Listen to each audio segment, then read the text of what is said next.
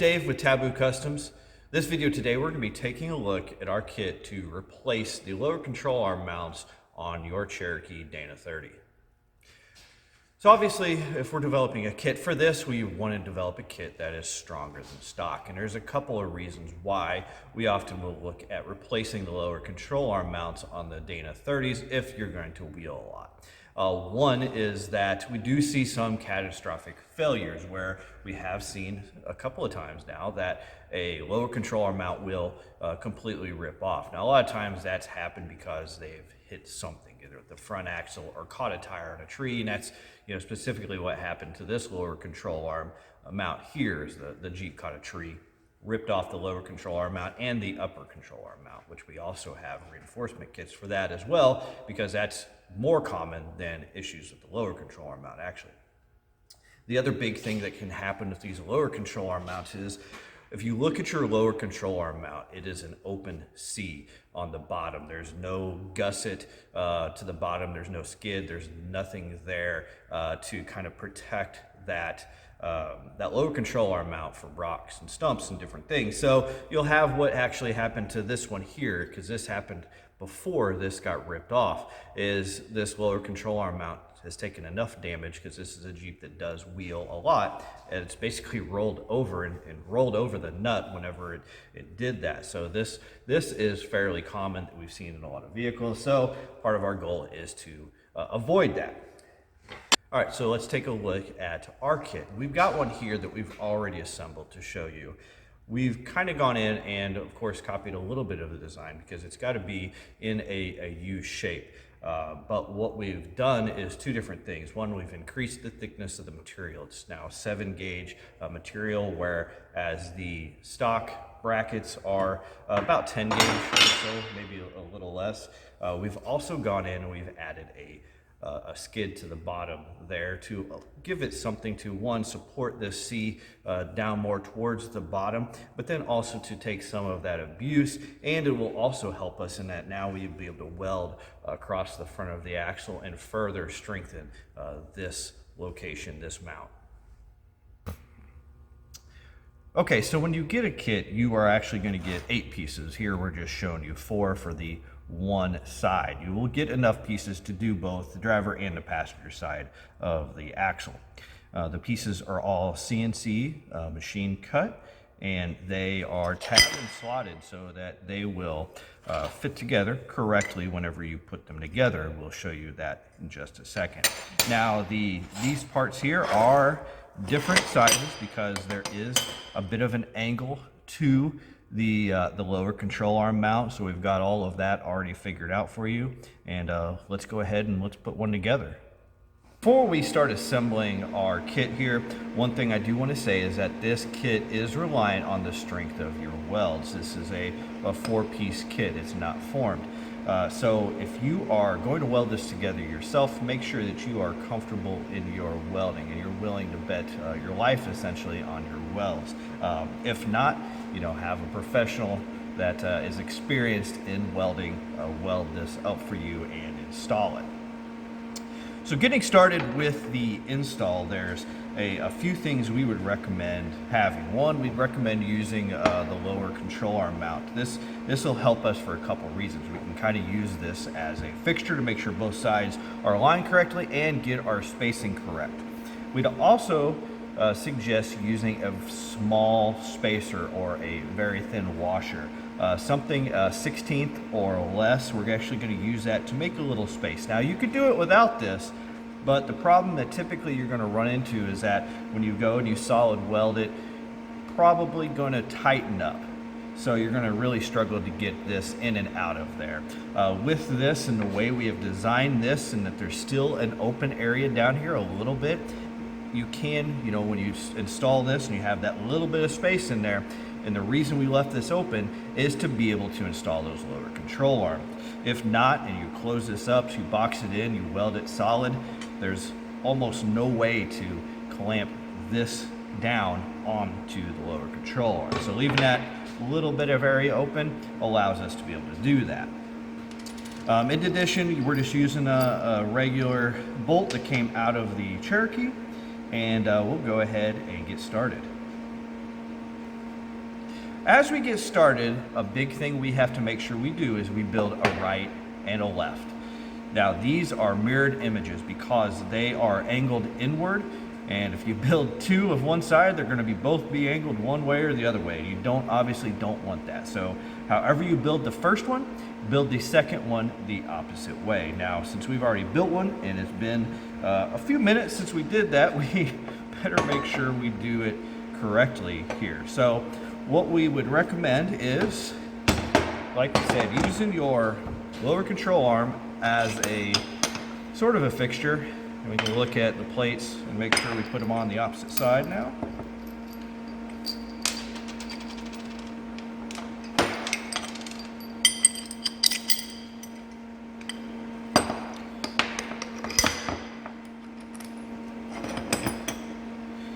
Like I said, we just used the stock bolt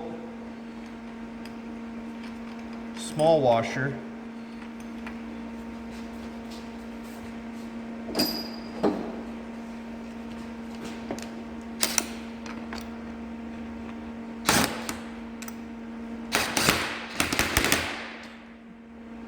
We're going to tighten that down, tighten the nut down on it. Now we're not going to tighten it real tight because we do want to be able to move these, but we also want them to stay in place. So you know, even if you can move with a hammer if you want, but we prefer to be able to move them back and forth a little bit by hand so that when we go in here, we can line everything up. So then the next thing we're going to do after I double check and make sure that I did do that correctly is that we're going to go in and put in our top plate. So as I mentioned, the top plate is tab, so you can see that it fits in here. And what you're going to want to do is you're going to want to line up the front here, I guess it would be the back on the axle. You're going to want to line all three of these plates up. So you may have to adjust one of the plates. Once you get these flushed up, and you can see back here we're also flush with those edges. If it's the other way, actually it won't even fit the other way because of our tabs. We can go ahead and just tack all four corners.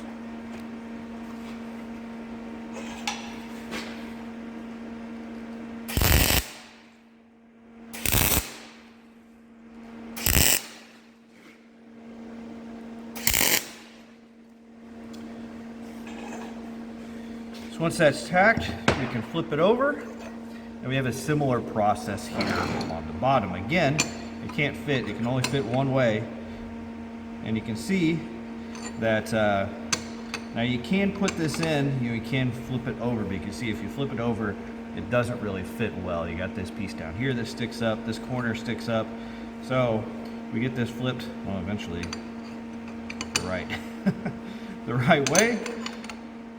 And you can see how now these corners match up nicely, and these top corners here match up nicely. So again, with that, we can go ahead and tack all four corners.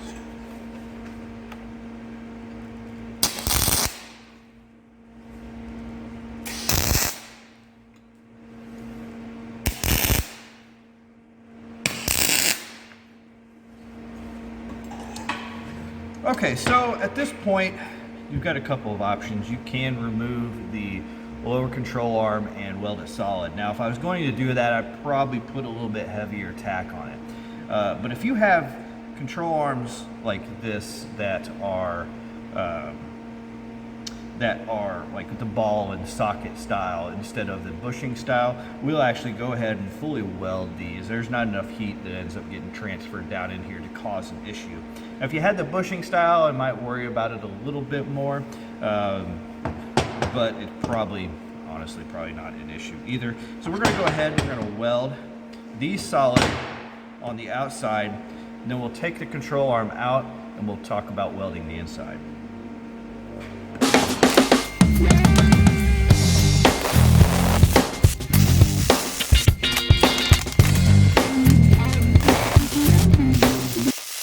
All right, so we have the outside welded, and we will recommend solid welding the inside as well. Now, the top bracket here, you can pretty much get your gun in there.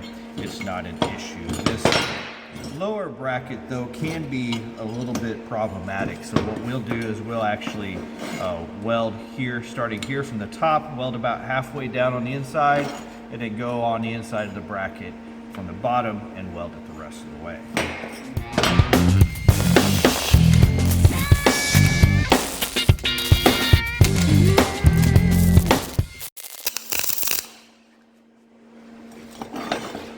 So in addition to welding on the inside, what we're going to do is we're going to round these corners as well, because I want to make sure that these corners here are not open. What you don't want in these welds is if there's a crack to start, it's probably going to start on the ends here, and we don't want it to start at all. So we're going to go ahead and make sure we tie both those welds in from the inside to the outside, and then we can talk about installation.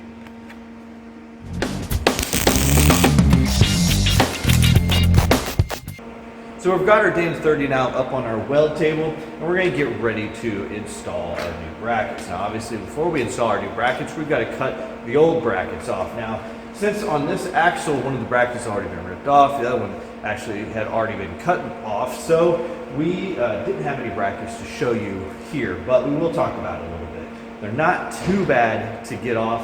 The one here next to the pumpkin can be a little bit of a pain. There's 3 welds on these brackets. That's all that's holding them on. There's a weld here to this top bracket, which is your coil spring and your shock mount bracket. There's 1 weld on top there. It's pretty easy to get to. Either plasma cut through that weld or use a hard wheel or something else to go ahead and cut that weld off.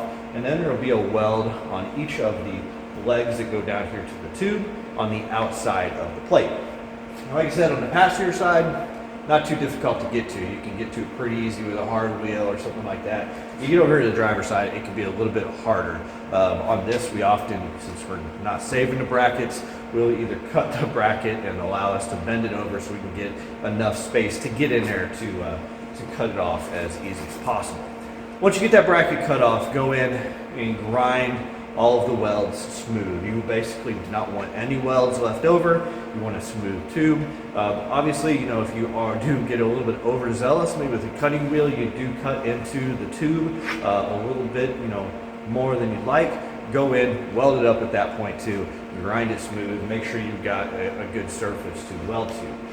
Then once you have that cleaned off, you can start putting your brackets in place. And the first thing we'll need to do is clean up and make sure everywhere you're going to weld is cleaned up. Now obviously, one huge thing to remember when you go to put these on is make sure they are angled inward. Make sure that the 2 brackets go inward. If you get those brackets swapped and this bracket is angled outward, when you go put it back in the Jeep, you're going to have a pretty bad day.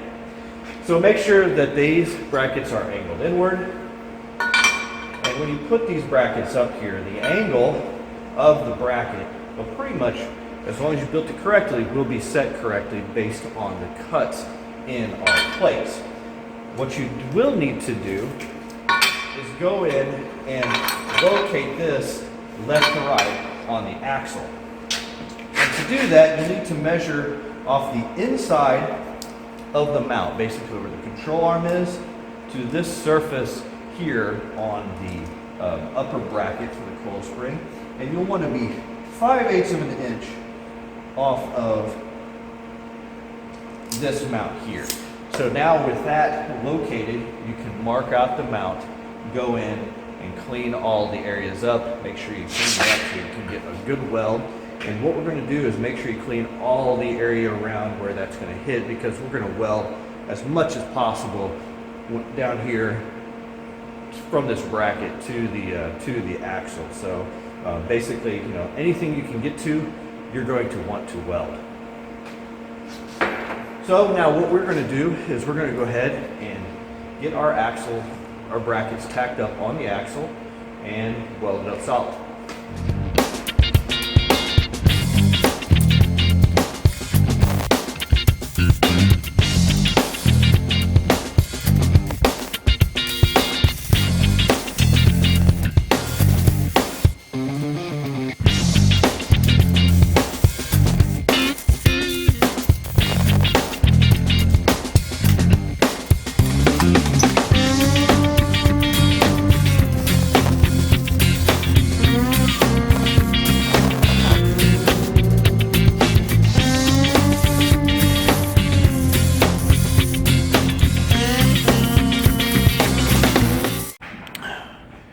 Okay, so the axle's still upside down, and we'll kind of show you how we have welded it.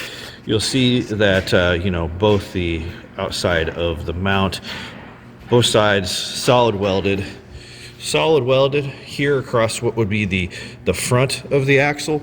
And then on the inside of the mount, we also went in, welded the sides down both sides, and then across to the top here when the axle is flipped over. Down in here, I wouldn't worry about. You're not going to really be able to easily get down in there. You could weld it if you wanted to. And then in addition, of course, we went in and solid welded to the coil spring mount as well.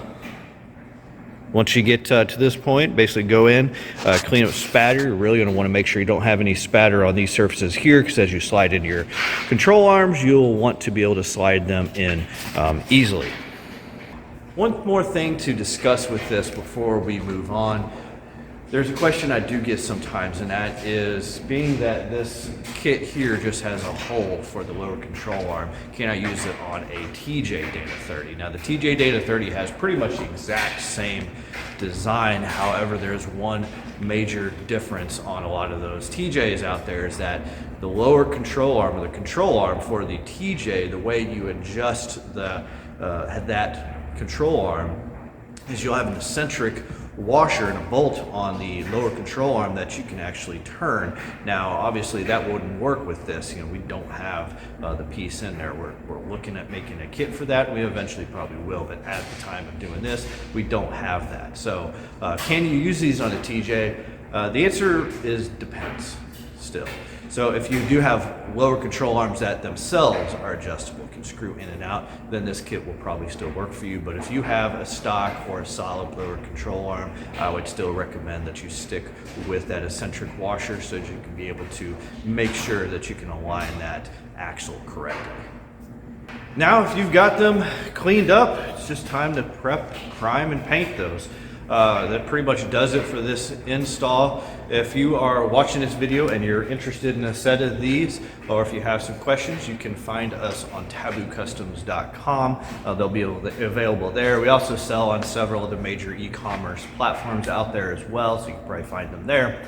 Now, if you do have a question, you can get a hold of us here through YouTube, through Facebook, through Instagram, of course, all the other social media sites. But pretty much that does it. So thanks for watching, and as always, subscribe is greatly appreciated.